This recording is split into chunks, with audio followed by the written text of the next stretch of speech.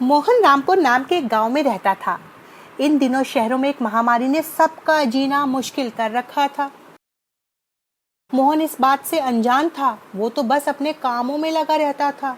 वो एक कपड़े की रेहड़ी लगाता था। वो जगह जगह जाकर अपने सामान को बेचता था और जो भी पैसे मिलते उनसे अपना और अपने परिवार का पेट भरता था। कपड़े वाला, कपड़े ले लो, सस्ते और टिकाऊ कपड़े ले लो। उसके परिवार में उसकी माँ, पत्नी सीमा और बेटी गुड़िया थी। सीमा सिलाई का काम करती थी और उसकी बेटी गुड़िया स्कूल जाती थी। गांव में अभी महामारी की किसी को कोई खबर नहीं थी। एक दिन की बात है, गुड़िया स्कूल से आती है और अपनी माँ से कहती है, माँ कल से स्कूल बंद होने वाले हैं। अरे गुड़िया, ये तू क्या बोल रही है? अभी कुछ दिन हुए हैं स्कूल खुले और तू कह रही है कि स्कूल बंद होने वाला है। हाँ माँ, वो हमारी टीचर कह रही थी कि कोई महामारी फैली है शहरों में और अब वो गांव में भी आने वाली है, इसीलिए स्कूल बंद किए जा रहे हैं। बच्चे भी इस महामारी का शिकार हो रहे हैं। अरे बेटी, तू तो मुझे डरा रही है। चल जा, पहले खाना खा ले, फिर जाकर खेलना। शाम होने पर मोहन भी अपने काम से वापस आ जाता है। सीमा उसे गुड़िया वाली बात बताती है। सुनो जी, आज गुड़िया बोल रही थी कि उसके स्कूल में छुट्टियां हो गई हैं, कोई महामारी के चलते हुए। हाँ, गुड़िया ठीक कह रही है। मैंने भी सुना है कि महामारी गांव को भी अपनी चपेट में लेने वाली है। वो मेरा एक दोस्त शहर से लौटा है ना, वो कह रहा था कि शहर तो पूरी तरह से बंद हो चुके हैं। ये क्या कह रहे हो जी? अगर गांव में भी ऐसा हुआ तो हम क्या करेंगे? मुझे भी कुछ समझ नहीं आ रहा है कि क्या होने वाला है। अगले दिन एक पुलिस की गाड़ी आती है। एक पुलिस वाला लाउड स्पीकर लगाकर कह रहा था, सुनो सुनो, आज रात ठीक 12 बजे से गांव को पूरी तरह से बंद किया जा रहा है। कोई भी घर से बाहर नहीं निकलेगा। अगर कोई घर से बाहर दिखाई दिया तो उसे सीधा जेल में डाल दिया जाएगा। और ऐसा कहकर वो पुलिस की गाड़ी वहां से चली जाती है। सब गांव वाले इधर से उधर भागने लगे और आपस में बात करने लगे। अरे भाई, ये क्या हो रहा है? ये पुलिस वाला क्या कहकर चला गया? गांव में सब कुछ बंद होने वाला है। ओ भैया, एक महामारी आ गई है दुनिया में। वो एक इंसान से दूसरे में फैलती है, इसलिए सरकार ने सब कुछ बंद करने का फैसला लिया है। फिर कुछ दिनों बाद पूरा गांव बंद कर दिया जाता है। कुछ लोग अगर सड़कों या गलियों में दिखाई देते तो पुलिस वाले उन्हें मार मार कर भगा देते थे। अब तो लोगों ने डर के मारे अपने घरों से बाहर निकलना बंद कर दिया था। शहरों से भी लोग गांव में वापस आने लगे थे। इस वजह से गांव में भी महामारी फैलने लगी थी। हर दूसरा इंसान बीमार होने लगा था। चारों ओर हाहाकार मचने लगा था। सुनो जी, गीता काकी बता रही थी कि चुन्नीलाल को भी वो बीमारी हो गई है। क्या बात करती हो सीमा? अभी 2 दिन पहले ही तो चुन्नी लाल ने मुझसे कपड़े लिए थे। और हाँ, अब मैं भी आपको घर से बाहर नहीं जाने दूंगी।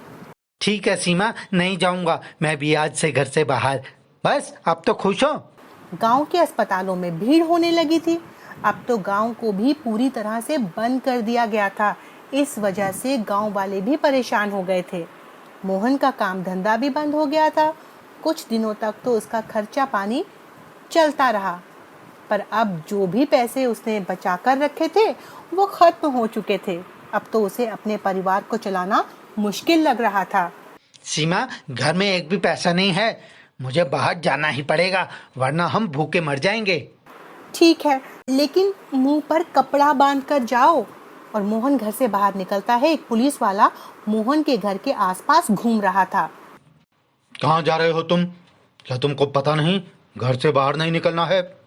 राम राम दरोगा जी, घर में कुछ भी नहीं है खाने के लिए। क्या करूं साहब, कुछ मदद करो। मेरे घर में बूढ़ी माँ है, मेरी पत्नी है, छोटी बेटी है। मैं उन्हें क्या दूं खाने के लिए साहब? कुछ तो मदद करो। अच्छा ठीक है, तुम यहीं रुको। कुछ ऐसी संस्थाएं हैं जो जरूरतमंदों को राशन का सामान दे रही हैं। मैं अभी उनको फ़ोन कर देता हूँ, वो तुम्हें यहीं आकर सामान दे देंगे। फिर वो पुलिस वाला फोन कर देता है और थोड़ी देर में 2 आदमी आकर राशन का सामान मोहन को देकर चले जाते हैं।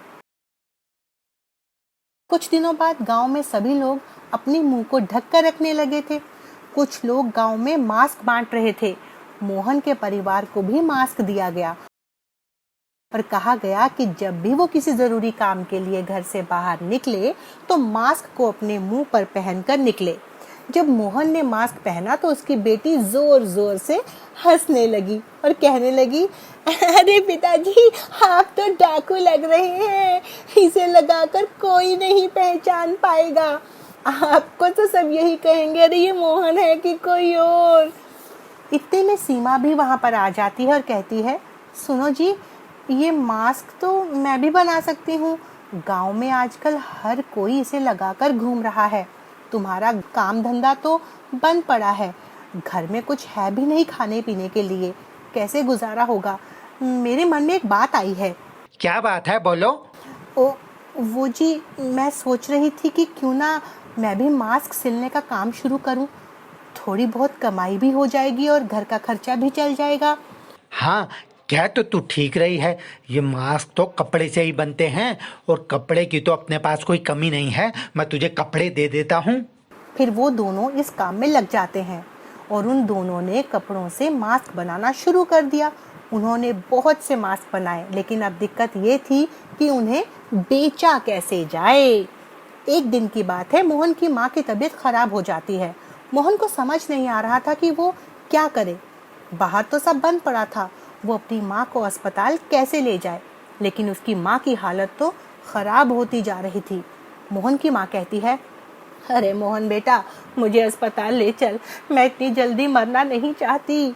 हाँ हाँ माँ, अभी ले चलता हूँ, तू चिंता मत कर, मैं अभी आया। पर माँ, बाहर तो सब बंद पड़ा है, तुम्हें कैसे अस्पताल ले जाएं? और फिर पूरे गांव में एक महामारी फैली हुई है, कहीं हम भी बाहर निकले तो और उस महामारी की चपेट में आ गए तो हमारी बेटी का क्या होगा? तो मैं क्या बिना इलाज के ही मर जाऊं? तो यही चाहती है।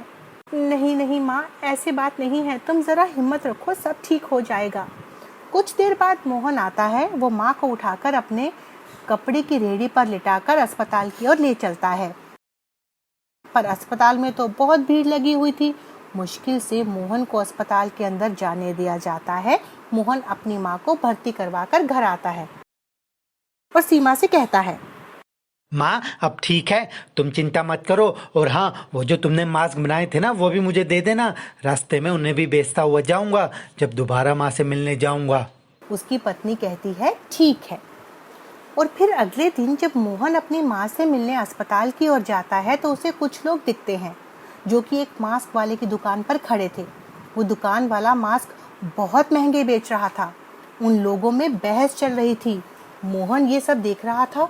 वो उन लोगों के पास जाता है और कहता है, मेरे पास कम कीमत के मास्क हैं, अगर आप लेना चाहें तो ले सकते हैं, मेरी भी कुछ कमाई हो जाएगी। मैं बहुत दिक्कत में हूँ, मेरी माँ बीमार है और अस्पताल में भर्ती है। उन लोगों को मोहन पर दया आ जाती है और वो मोहन से उसके मास्क ले लेते हैं। वो लोग उस गांव की आंगनवाड़ी के लोग थे और उन्हें वो मास्क गांव में लोगों को बांटने के लिए कहा गया था। देखो भाई, हमको ये मास्क गांव गांव लोगों को बांटने के लिए चाहिए। अगर तुम सस्ते और बढ़िया मास्क बनाओगे तो हम तुमसे और भी बहुत सारे मास्क बनवाएंगे। हाँ हाँ साहब, आप जितने चाहेंगे मैं आपको उतने मास्क बनाकर दे दूंगा, और वो भी बढ़िया और कम दामों में। मोहन के सारे मास्क बिक गए थे। मोहन बहुत खुश हुआ और पैसे लेकर अपने घर चला गया और अपनी पत्नी को कहा कि और मास्क बनाए। कुछ दिनों बाद 2 आदमी उसके पास आए और उसे कहा कि उन्हें और मास्क बनाकर दे। उसकी पत्नी और उसने मिलकर बहुत सारे मास्क बनाए, उन लोगों को दे दिए। अब तो मोहन का मास्क बनाने का काम चल निकला था और कुछ दिनों बाद उसकी माँ की तबीयत भी ठीक हो गई। उसकी माँ घर वापस आ गई। घर आकर उसने देखा कि मोहन ने तो बहुत सारा पैसा कमा लिया है और घर में खाने के लिए सामान भी है, तो उसे बहुत खुशी हुई।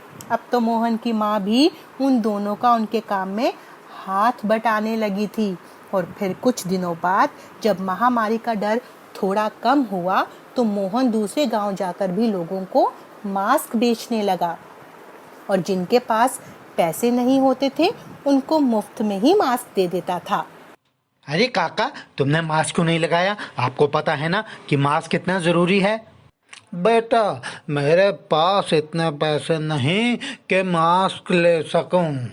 कोई बात नहीं काका, आप ये मास्क लगाओ, मैं आपसे कोई भी पैसा नहीं लूंगा। लोग भी उसकी बात को मान लेते थे। अब सब ठीक हो चुका था और मास्क अब लोगों के जीवन का एक जरूरी हिस्सा बन गया था। मोहन भी अब मोहन मास्क वाला के नाम से मशहूर हो गया था।